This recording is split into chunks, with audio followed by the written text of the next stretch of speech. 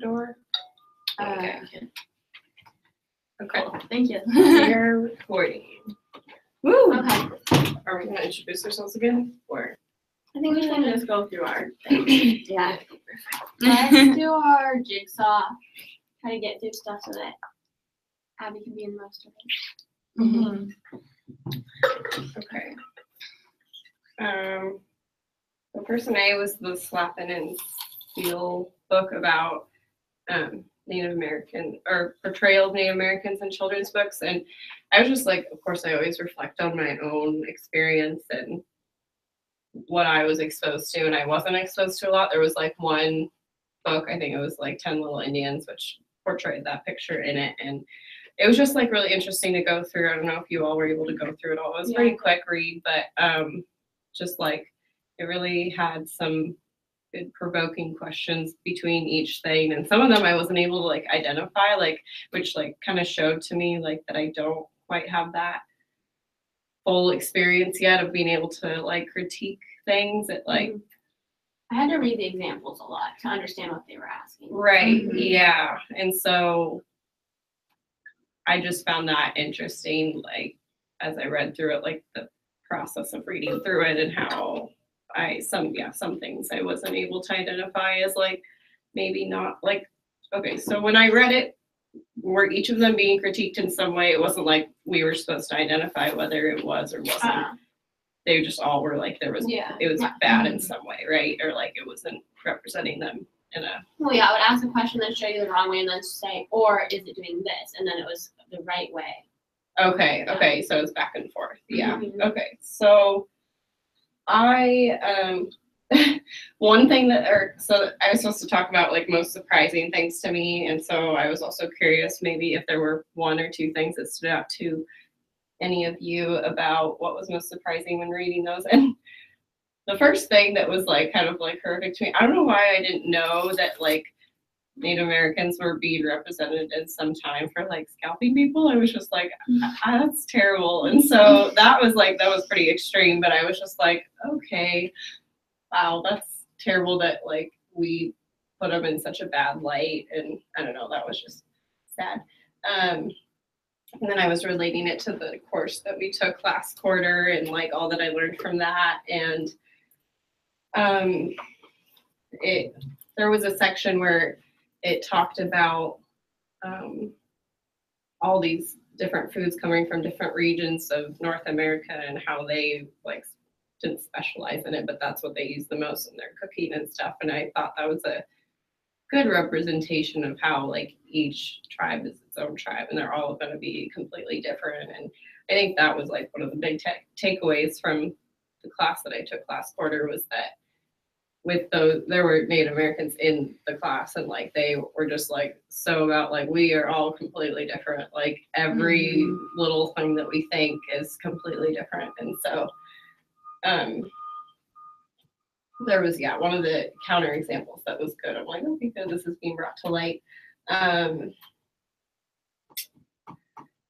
Back to, I talked about this a little bit in my thing, but just my own experience growing up, like my brothers and I would play like cowboys and Indians outside, and like we would have the fake like little shotguns that were like they would make the noise, but obviously they wouldn't shoot anything. And I was like, I don't know like really where we came up with that idea, like where that started for us, because we didn't really watch many shows that included like a picture of that. Like I know there was a lot of old movies like that, but I don't know where it like started for us to think that that was like a fun idea of something to do. And like looking back, I'm like, that wasn't really okay. And, but I never thought of like one worse than the other or anything. Like I never thought of one being the good guys or the bad guys. Like it was just like against each other. And but it also was like a sad representation that like but also kind of truth behind it in that that's kind of how it was. Like they were always against each other, not really working for each other. At least I feel like Native Americans started off trying to be that way, but then us white people that invaded that, we became greedy and just wanted it always.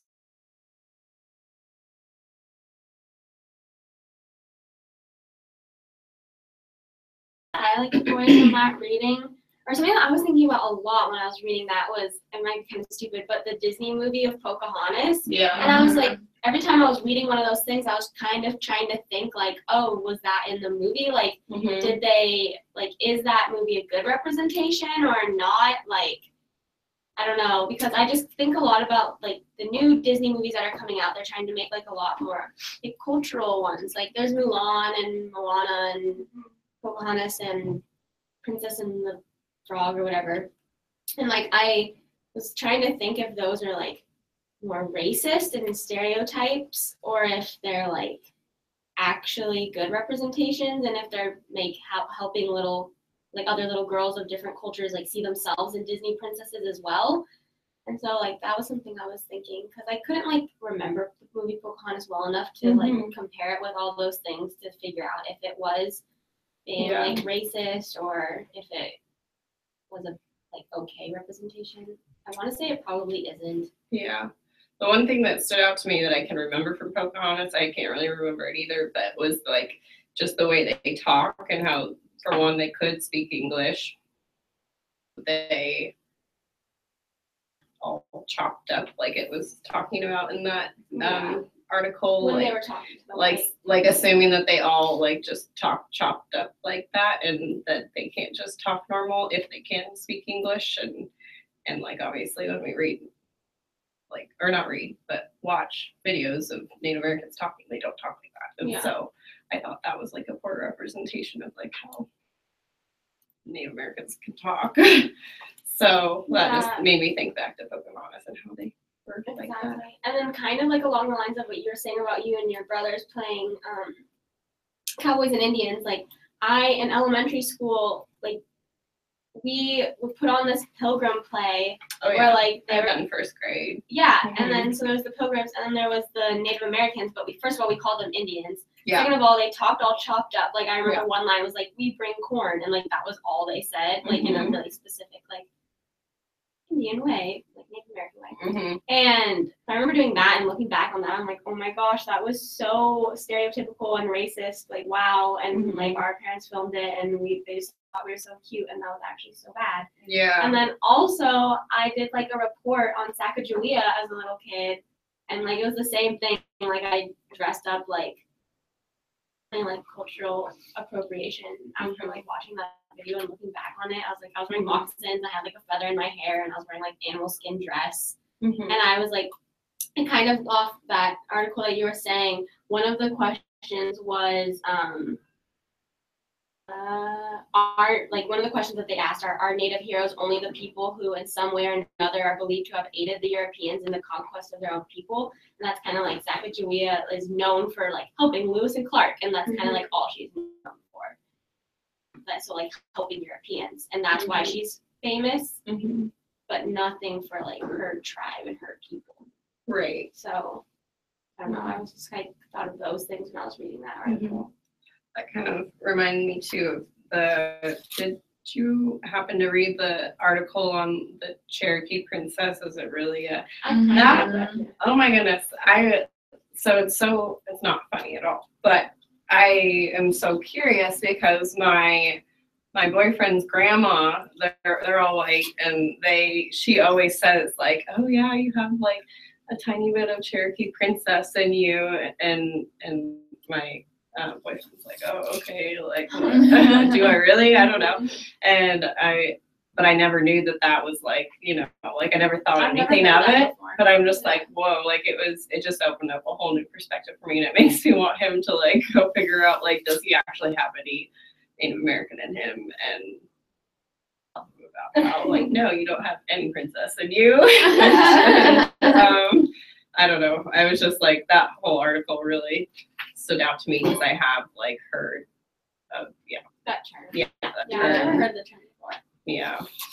It stood out to me too because I had a friend in elementary school, actually a couple, who maybe they didn't use the exact term Cherokee princess, but they said that like a bunch of friends would like claim, oh, I'm like 1/40th Cherokee, like somewhere in my distant heritage there was one Native American, and so then that that would lead to cultural appropriation. They would be like, well, because that's in there somewhere, I can do this, but really Right. they don't know anything about the culture. Yeah, where they would be able to represent it accurately. Well, I think that's also interesting because it kind of links to how books are translated, like, and everything, and how we just like read them without even, like, I usually just read them without even thinking about the translations Yeah. or anything, you know, like, especially Mhm. like old stories and everything. And I like, I forget what it's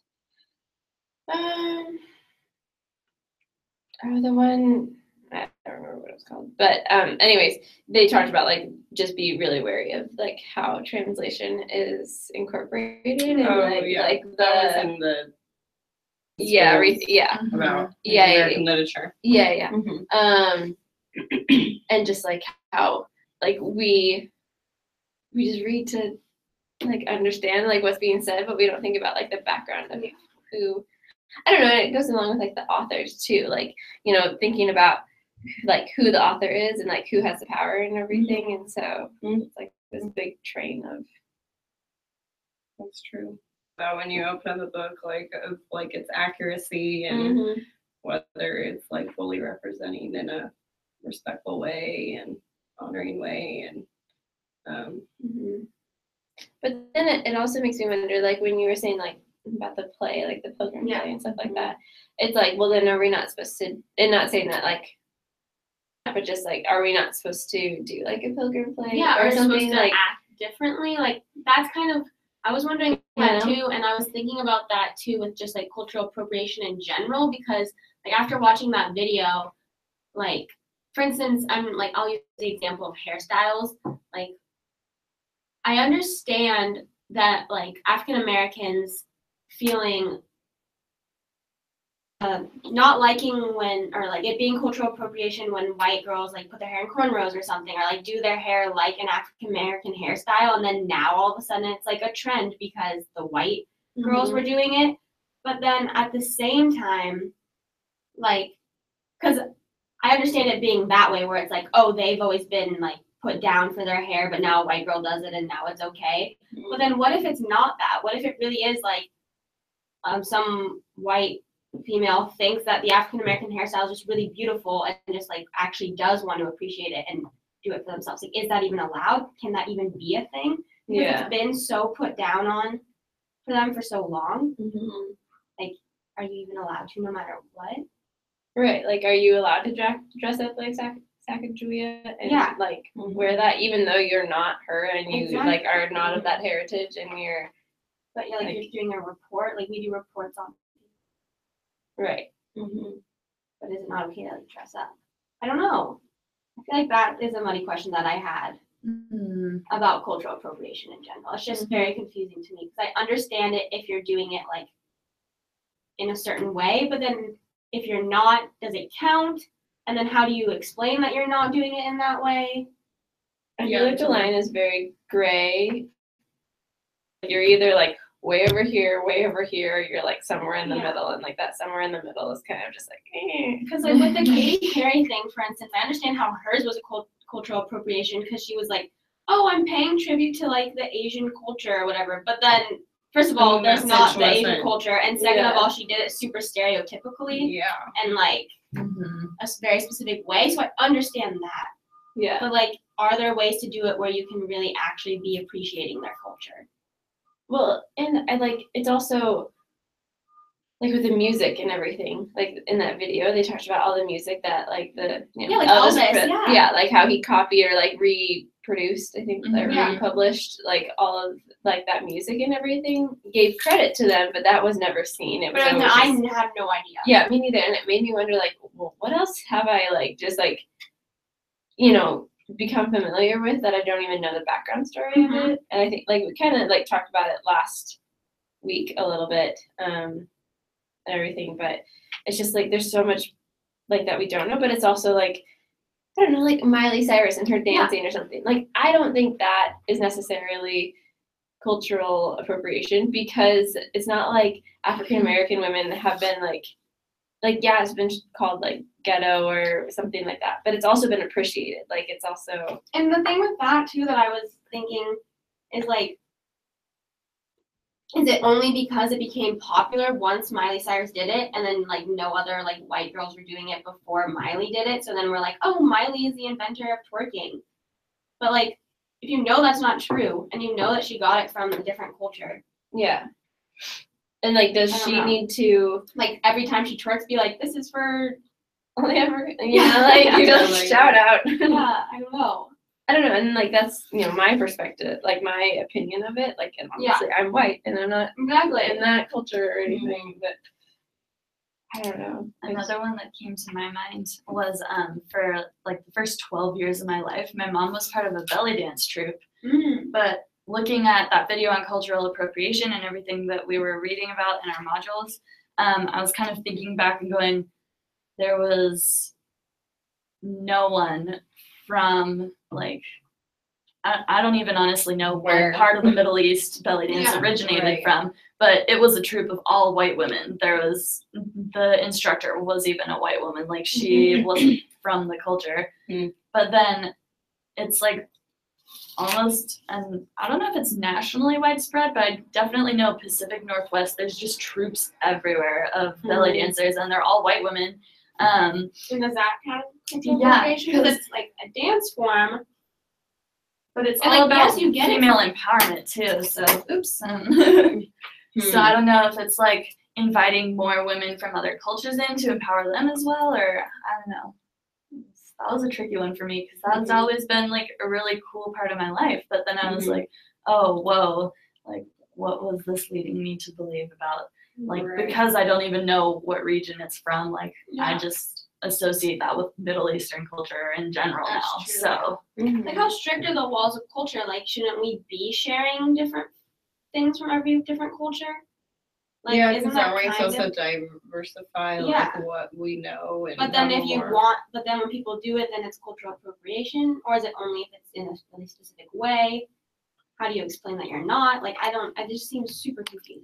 Well, and it's difficult too because I think, and we're in the United States. It's Yeah. a melting pot. Like, we have all the there's so Yeah. many different cultures. Yes, it's white dominance, but there is like all you can find any culture here, Mhm. type of thing, and that goes with like the food and the there's like it's not just like the people are here, like their Mhm. cultures are here, Exactly. like, and so I think like there's a fine line between the cultural appropriation and like that assimilation piece of Yeah. like Mhm. we're like borrowing stuff and then they're like assimilating to like what we want, maybe. Yeah. Like I don't know, like I don't think that there's like a strict line and like every situation is different, but it's also like I don't know, I just keep thinking about like how how would I do that in the classroom, or like how would literature portray this like cultural appropriation of like Yeah, you have to be so careful because like there are definitely things that I was exposed to that I didn't realize affected the way that I thought about culture. And honestly, I've never really even heard about like microaggressions or cultural appropriation until my freshman year here. So last year, when my roommates for some reason like grew up knowing all that stuff. I think it's because she grew up in like Chicago and stuff. So she was the minority, so it was like different.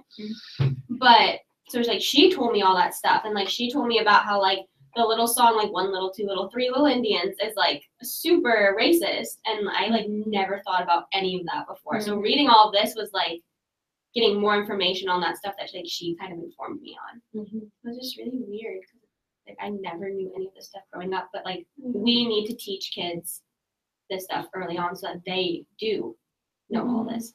But do you put the words like cultural appropriation? Like when do you start Probably talking? not. Like like how is that? Because maybe we were exposed to it, just those words are new, or like Yeah, that phrase is new. But like because Mhm. when I watched that, I was like, I wrote about how like that phrase is new to me. Like I Yeah. never heard cultural appropriation before, but the concept of like that borrowing, that assimilation, that like taking what's not ours type of thing, like that's not a new concept. Like I don't know. It's slightly new to me in like the type of way where like dressing up as them is like cultural appropriation, or like using the same hairstyles is cultural appropriation. Like there was things that I didn't realize were like obviously like taking a song and redoing it as yourself and not telling anyone that this was originally from a different culture. Yes, obviously, like I would know that even as a little kid. It seems like stealing, but I don't know. There's definitely some forms of it that I wouldn't have considered. I also think like I watched this comedian the other day, and they were talking about how kids just kind of like take, they just like take a piece of like like Santa or something. The guy was like making a joke about like how kids just like believe Santa and how like messed up Santa is, like the idea of a guy coming into your house and like eating your food and like all that kind of stuff. But kids are like, oh, they give me gifts, like that's fine, like he can come into our house, like they just like kind of take what's given, I guess, and kind of. So it's just like which is like awesome because they're like sponges, so you can like put all this great like cultural awareness and like everything. But it's also like the idea of like cowboys and Indians. They didn't think of like actual cowboys and actual Indians like fighting against each other. Maybe some did, but like it's just kind of like that. I don't know, like, do you know what I'm saying? Like, it's kind of just like that they're not necessarily taking the actual meaning of those things. No, they're just like labeling two roles that they're gonna play in this game. And like it could just as easily be like squids and octopus. Yeah, exactly. Like, yeah, that's true. Like, I feel like kids are so innocent. Like, they're not thinking the way that we are about like, oh, that's not okay. But those things like are what form your thoughts later in life. Right.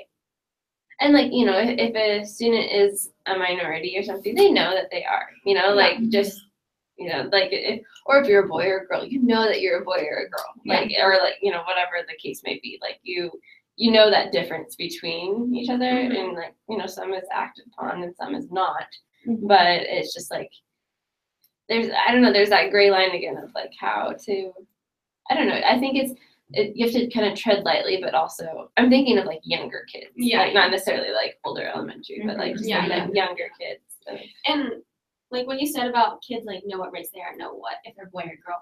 That kind of just reminded me of like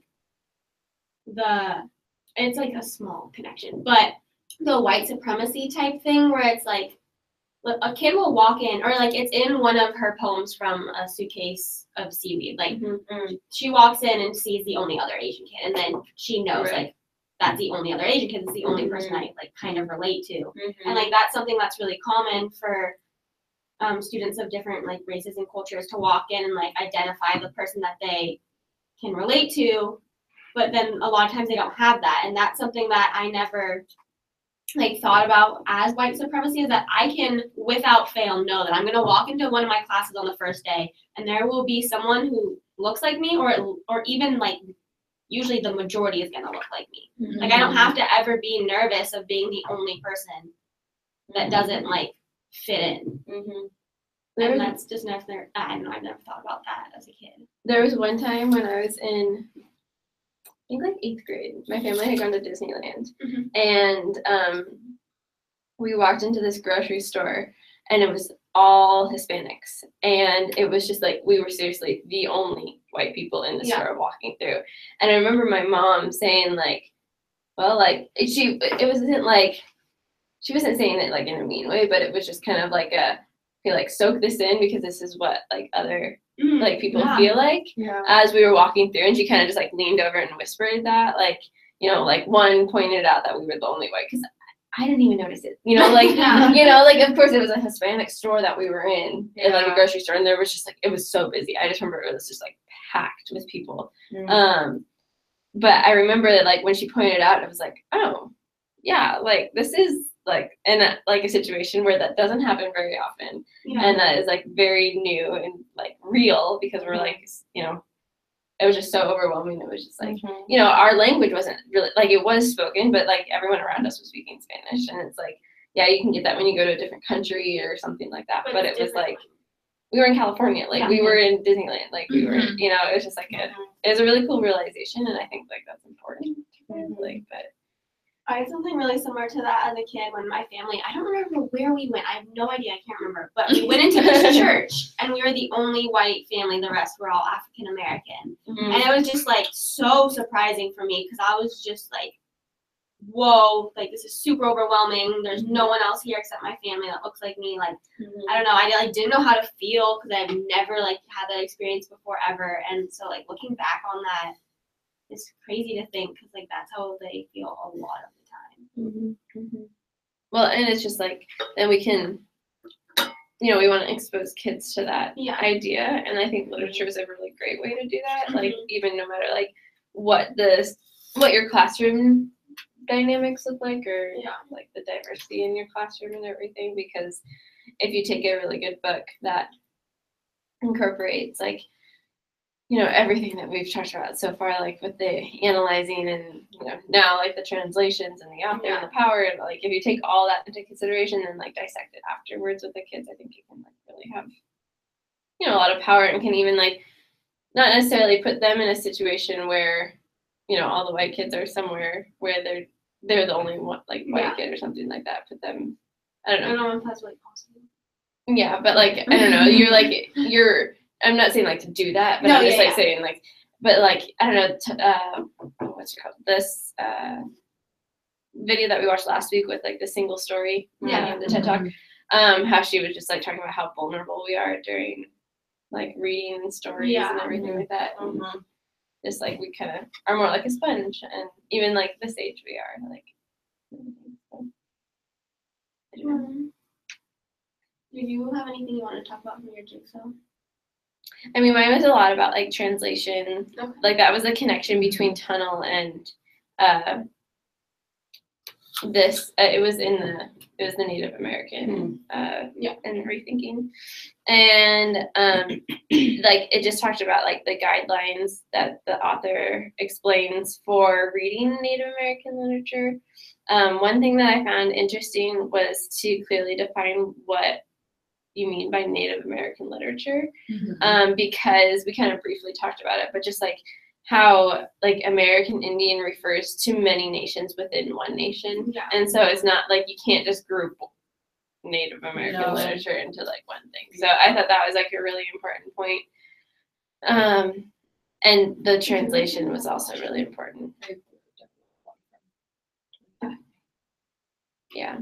So that was, I mean, and then it just connected to like how it seems that like we have such an idea of what literature is supposed to sound like and look like, and then when it's off track, like we are like, whoa, like hang on, this isn't like literature, or like we categorize it as Native American literature, or we categorize it as something else, and how like it needs, like people need to take a step back out of the Western mindset of what literature is supposed to look like, and like take appreciation to other literature types and styles and stuff like that. So but yeah, that was, and it just pretty much like awareness of your reading, like awareness of the culture and the impact that has on. Right. I found it interesting from that, just how like we want to have Native American literature, but that might not even be something that they like. I don't know, we call it what it should be, even though that's not really maybe the form that would take for them, I guess, what I'm thinking about. Like they, before they were influenced by European settlers, like they didn't really document anything. Like all of theirs was just oral. Like, and now we are trying to incorporate Native American literature, and that wasn't even like something that was part of like them. And so it's just interesting in that of itself, we're like influencing in a way to like, let's have them have Native American literature, which is still like just totally part of our culture that we're trying to make them do. I just thought of that, and again, just how context is key, and like the whole translation thing and how that can be totally off and portray literature how it's not meant to be portrayed by what message they're trying to get across and everything. So I found that piece of text very interesting. I thought that's something that I thought of that I was wondering was, and it stemmed from the Suitcase of Seaweed book, but just like how we are supposed to as a society distinguish culturally between literatures or if like we should at all.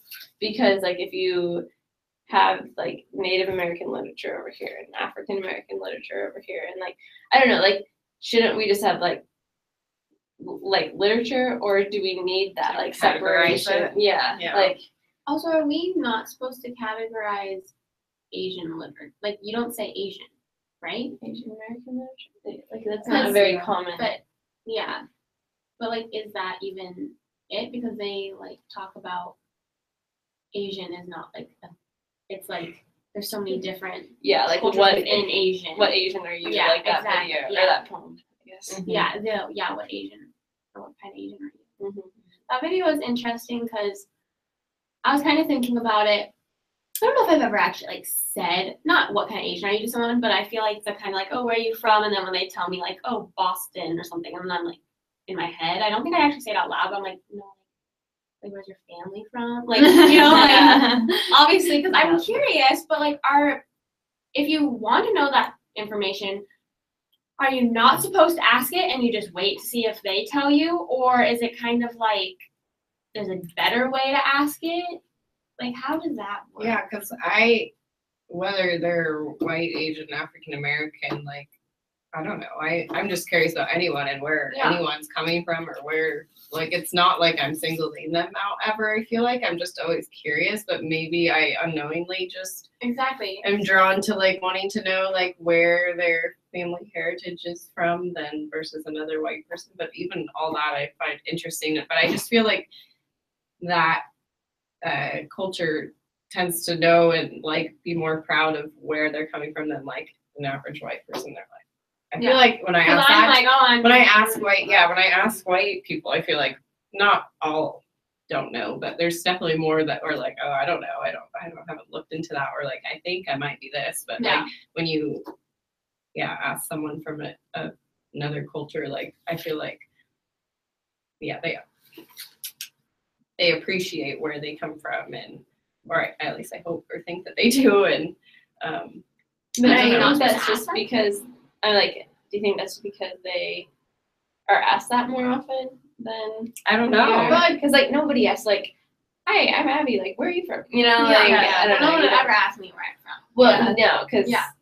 but you would, I don't know, like that. It's not like you would meet somebody that's Asian and be like, oh, you're so and so, like where are you from? Like you Some know, people do that. but some people do that. I know and that's think- weird to me. I don't know. I wouldn't do Or something even like when you that. like It's get more to like know someone better. Like my manager, like her and I were pretty good friends. But for the longest time, I had no idea where she was from. Like, not she was born here, but like where her parents were from, and like she was Korean. I learned that later. But like, I think I just like overheard them saying something, and so I was like, oh, they're from Korea. But like, are you not supposed to ask people that? I don't think it would like technically I don't think it really matters. Like I mean like I think there's a curiosity Yeah, in there's it, a curiosity. but I also like think you could do like the curiosity killed the cat type of thing, because that is continuing this idea of like you're different than I am, so Yeah. I want to know like more. That's But they're true, not yeah. gonna ask you like what European country did you come from? Like or Yeah. something, because Yeah. it doesn't really Oh, like I matter. But what if don't they like think have just so. moved here? Like, what if they're not like, We would never Yeah. know that though, right? well, a That's kid from true. your class or something Yeah. whose family just moved here?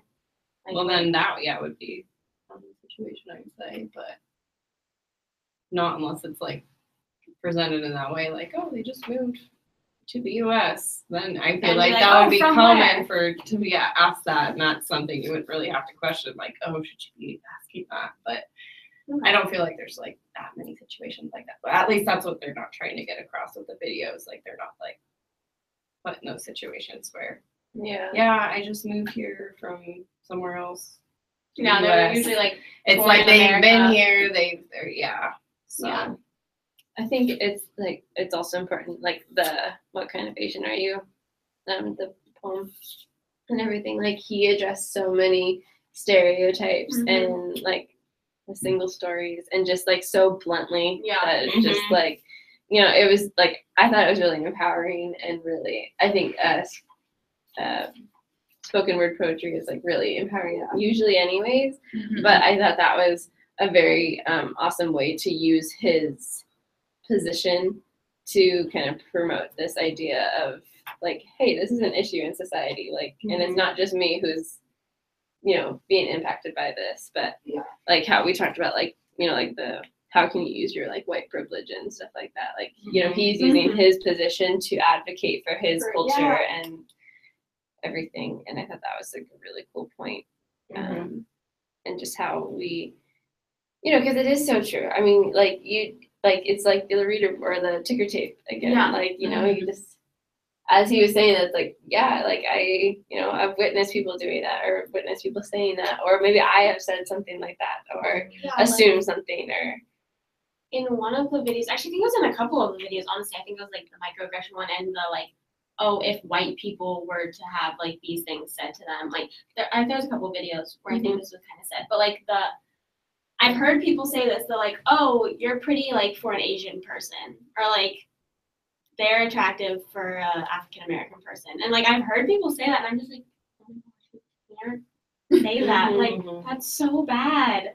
And they were saying that in the video, being like, oh, you're pretty for a white girl, like, oh, that's okay, like that's how they would feel, and I don't know. Yeah.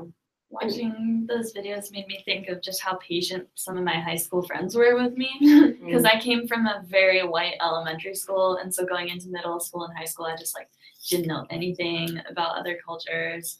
And a lot of my friends, like I would say stuff like, where are you from? And then it would usually follow up with one that I now know is just like so bad, but what's it like there? And like, you can't just speak for a whole culture or a whole country. But my friends were so patient with me. They'd like explain like, oh, well, actually, I've hardly ever been, and I only know stories from this one town where my parents grew up, and like it's a lot different in other towns. And like I had a lot of friends from India, the country, and they would teach me about how like the North and South and East and West are all so different from each other, and I was just like, wait, what? And I was just like, everyone liked cows and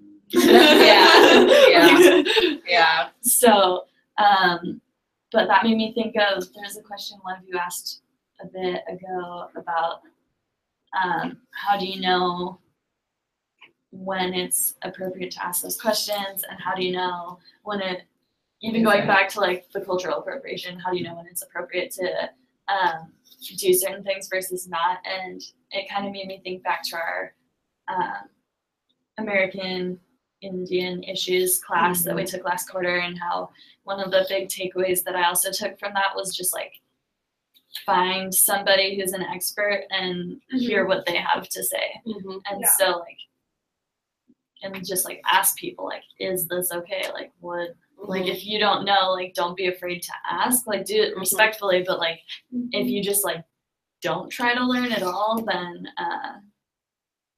you're like worse for the wear. But like, even though it might be an awkward process of like, oh, I should not have asked that question in that way, I'm sorry, but still you're like learning and actively trying to understand like, when is this appropriate and how should I go about this, and well, what is actually unique about you then, if you're telling me that things are different in different places and stuff like that.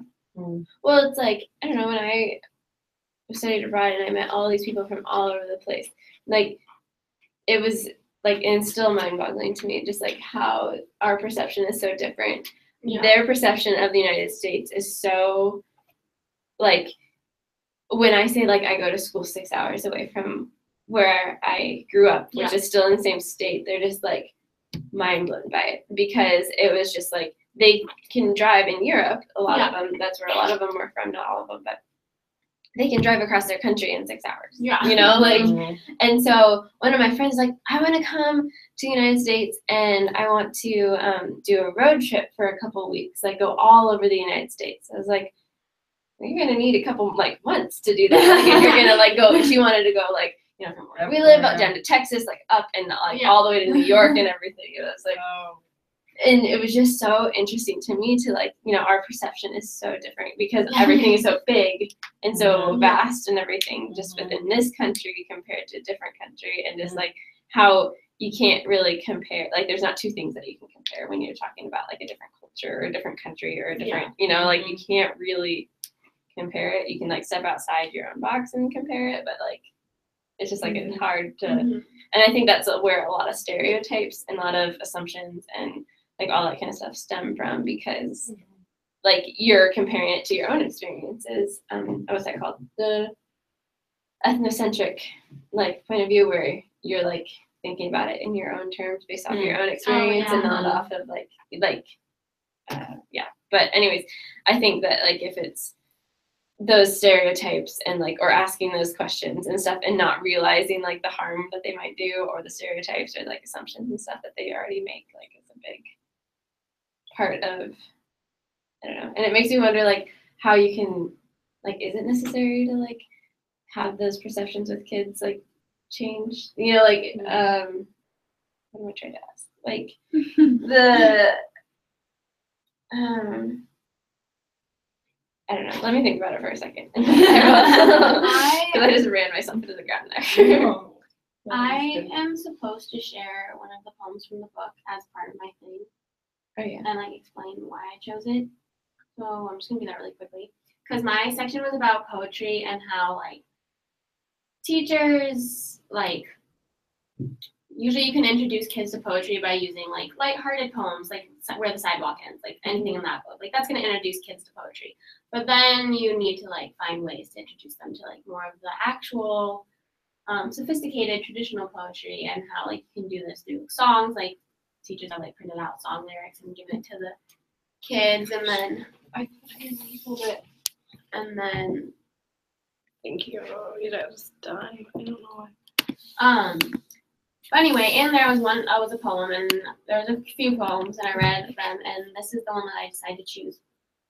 So it goes, there's a new kid on the block, and boy, that kid is tough. That new kid punches hard, that new kid plays real rough.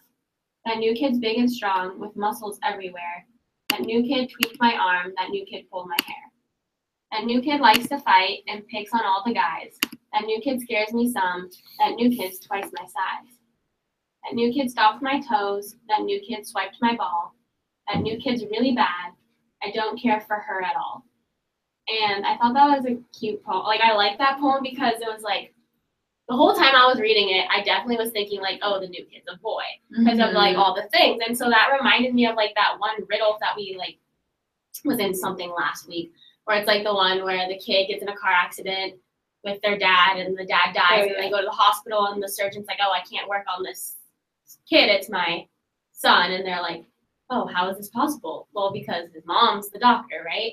So it's just like your brain kind of like thinks of it in a certain way, and like you don't see that. So it's like, I don't know, I thought this poem just kind of like highlighted my subconscious bias, because I was thinking it was a boy the whole time until I got to the end. And I was like, oh, it's a girl. Like, oh, why did that surprise me? Like, I think even just like as a girl, it's hard. Like, you know, we're all like supposed to have these like, yeah, women empowerment. Like, yeah, you know, you're supposed to have that mindset and everything, but still, like with a riddle like that or a poem like that, you still think of I still think of a boy. like, yeah. And I think that, I don't know, that's just like instilled in us. Like, Yeah. You know, you can like work to change it and everything, but yeah, it that takes a lot kind of of just like subconscious bias that you can have. If you're okay with me changing the subject a bit. Yes, I just had to do that. Okay. I'm really curious about what y'all thought about the other essay we had to read in the RS Volume 1, the one Seeing Color, about the white teacher book. And then, yeah, I found that one really interesting. I found it interesting in like, I've heard the term colorblind a lot, like, oh, I'm not racist, I'm colorblind, like everyone's the same, blah, blah, blah. But I liked how they were highlighting like, no, you shouldn't be that way, because you need to appreciate all the different cultures that you have, like in your classroom, for instance. And if you're saying that they're all the same, then you're like disregarding that there's something special about about their heritage and where they're from, and like, but Yeah. I feel like it's like, you could think of it different ways, and I hadn't thought about it the way that they were talking about it in the chapter. I think the thing that made me the most curious was just how to actually practice it. Like, I feel like that essay was talking about, like, oh, it's good and easy to say that, but how then, like, as a group of white female teachers that are about to teach in classes that are majority white, how do we make sure that we're not imposing ourselves on the students while still honoring, like, the students who are part of that majority and are part of different European backgrounds and identify just, like, as American because they might not remember where their family's from. Like, I don't know, it's hard to, like, and you don't want to, like, highlight the one Black kid that might be in your That's class. true, Like, oh, what is everything like for you? That's going to be what this whole class now thinks it's like for everyone who's Black. Like, Yeah. I was kind of like not confused, but like uncertain of what to think after reading that, because it obviously said like that you do want to appreciate other cultures, like you were saying, but then you also don't.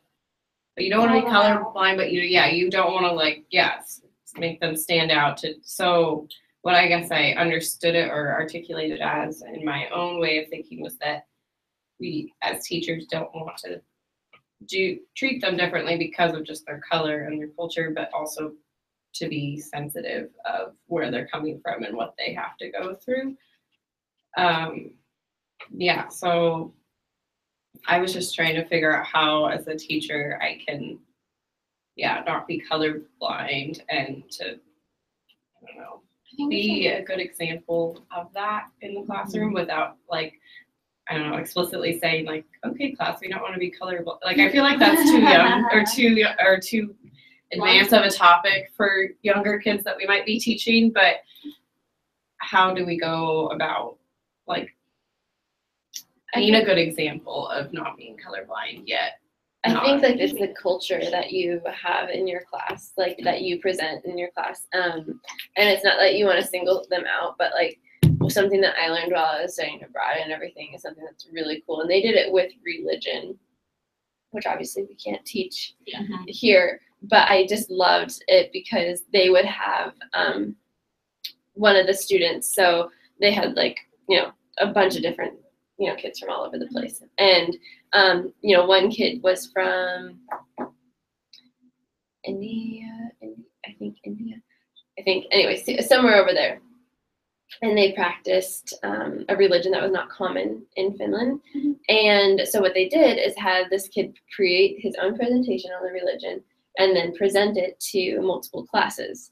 Then they would sit there, and it was just amazing because these they were 3rd and 4th graders that I watched do this, and he was a 5th grader, and he came in and did his presentation and explained his religion, and explained the practices, and explained all this stuff, and they sat there and they like raised their hands and would ask questions about it, and just like were so interested in the religion.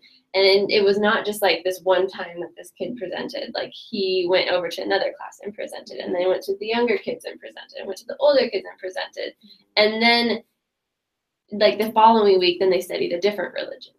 And so I think like that idea of, because they were celebrating in a way his culture and his like practices and everything. But is it because he was the kind of student that he was? Like maybe other students from a different, like let's say he was same religion, but maybe like a shyer kid who like didn't want to present. Well, and each week they did a different kid. Like they presented on like a different type of culture or religion or something. Or you could do it as like a team or something, if everything. But I was just like thinking, like I really admired that because the classroom was structured in a way so that it celebrated the culture. Like, and I think that you can, as a teacher, do that so that you're like, hey, we like, do you see all the color in this room? Or, do you see all this culture? Like, let's like celebrate that. Let's learn about it. Let's ask questions about it because, and it's like, you can teach your kids how to be respectful and everything like that when it comes to it. But I think just like kind of stirring that curiosity that kids might have in other cultures is like something that we can really work towards to eliminate this idea of color blindness and everything. And I don't think that it's singling out in a way if it's done correctly. Like I don't think like you're not just going to be like, hey Johnny, you're up, like like you're gonna like prep for it and you're gonna create that culture before it's, you know, one kid talking about a presentation. And this was like later in the year and stuff like that. So they had all this like practice and everything. But it was just, it was so cool to watch them like ask questions, and he was just so excited to tell them about like who he is and who he was and stuff. And it wasn't just like this one kid, that he had like a bunch of different kids too. But That's really yeah, so I don't know. I think that's like one big way, I guess you can. No, I think. Did you write it down still? I didn't. Should I? I think you Yeah, should. I I think think that's so. one good way, but there's probably There's so more, many, yes, yeah. that we could learn from. Was that our second, third? That was I have another question that might not need to be a money question, but something I want to ask. On the one page underneath Janet Wong's video, there was the poem about the word or the term multicultural, and like it kind of talked about how like, well, what does that term mean? Like, should we use it because everyone's multicultural? Like, for instance, I have like German, Scottish, Yugoslavian, other stuff, like whatever. I don't know what else I have. It's too much mixed up.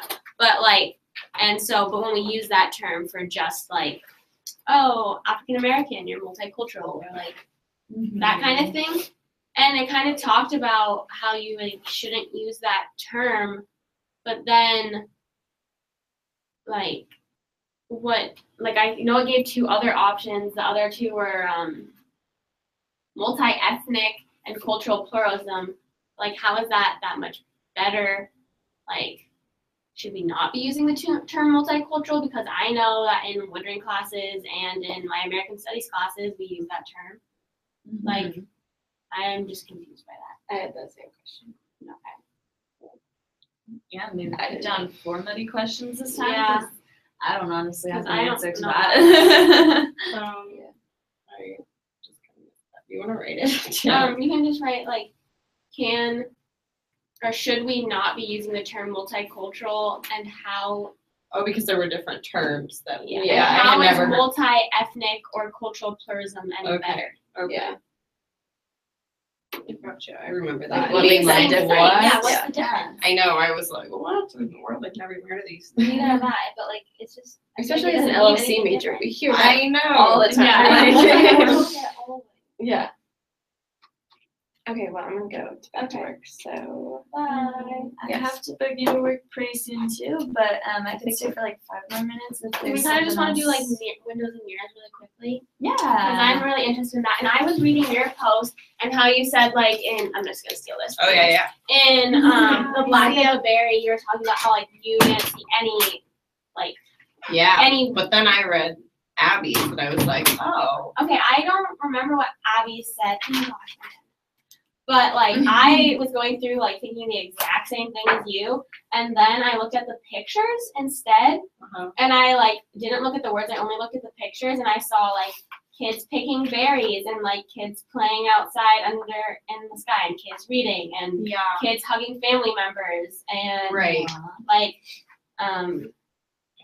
other ones just like smiling and laughing and like that. Yeah. I was like, okay, well then that's stars. yeah, that's what my mirror is, because like none of the words I felt like I didn't relate to at all.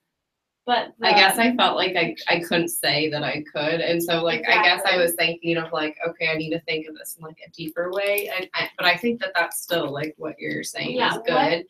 But I was missed like that. trying to like just focus in a deeper way, and I'm like, okay, this isn't like, I don't feel like I have the right to say that I can relate to this in a deeper way. I Yeah, guess like the end talked about different colors, and I was like, well, my face still has different colors, but like, can I say that because I'm not like colored as Right, white? So, right. I know. I just felt that I just wasn't in the proper place to say like Yeah. I can relate to And it. I was but trying to like analyze this book, and I wasn't sure if it's a good one or not, because like it's written by an African American author, right? yeah, So then it's probably okay, but otherwise I would be like, I don't know. I know.